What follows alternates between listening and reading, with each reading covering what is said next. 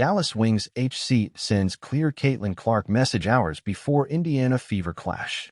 Agreed, it's not the first time Paige Bueckers will face Caitlin Clark.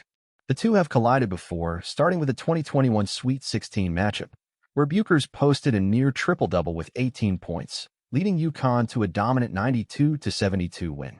Then came the 2024 Final Four clash, where Iowa edged out Uconn 71-69, thanks to Clark's 21-point performance. So yes, they've gone head-to-head during their collegiate days, but this time was supposed to be different. Why? Because now they're not just college phenoms, they're WNBA stars. Upgraded, evolved, and ready for another round under the pro lights. That's why the American Airlines Center, an NBA arena with nearly 20,000 seats, was packed to the brim. Tickets, gone. Hype, through the roof. And then, hours before tip-off, the basketball gods hit the big red button. It's because the historic clash fans have been waiting for might not happen, as Caitlin Clark is questionable due to a left groin injury, meaning Paige Bueckers might now face a Clark-less Indiana Fever. It all came up on Thursday morning when Indiana added Clark to its injury report ahead of their game against the Lost Sparks. I think it's very much a day-to-day thing how she responds to treatment, head coach Stephanie White told reporters. While the HC didn't get into the specifics of the injury, she did mention that she first learned about it on Wednesday night, and soon after, Clark underwent an MRI. Unfortunately, the timing couldn't be worse for Indiana Fever sensation, as she had already missed 3 weeks earlier this season with a left quad strain and even sat out a preseason game.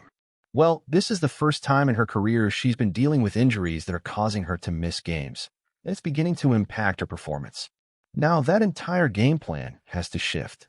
You go in preparing for Clark to be there, and then you adjust accordingly, Wings assistant coach Chris Cocklane said, per a post on X from Joey Mistretta. I know they've just signed Ari McDonald back, and we'll see a lot of her tonight, so we'll get a good look at what that might look like if Clark doesn't play against us. So we have the benefit of watching them play tonight without her, but you go in preparing for Caitlin to be on the floor, and you adjust. And he's absolutely right. Going up against Clark is no small task, especially when she's pulling up from the logo like it's a free throw. How do you guard a player who buries shots from 33 feet out like it's nothing? And when she drives in, she's just as dangerous. If it's not a bucket from her, it's likely an assist, as Clark leads the Fever in that category too. Well, that's the kind of impact she has. If there's any doubt, just watch her game against the Liberty. She had 32 points that night, snapping the top-seeded team's winning streak. But now with her sideline again, both the Fever and the Wings will have to make adjustments. How Indiana Fever will be going without Caitlin Clark. For the Fever, CC's not the only player who's absent, as the team recently waived Wnba due to a mismatch in interests. For those unaware, she was part of coach Stephanie White's initial strategy to build a strong defensive core for the Fever this year. So you can imagine the kind of void her absence would create. But the Fever already found a replacement, signing guard Ari McDonald for the remainder of the season.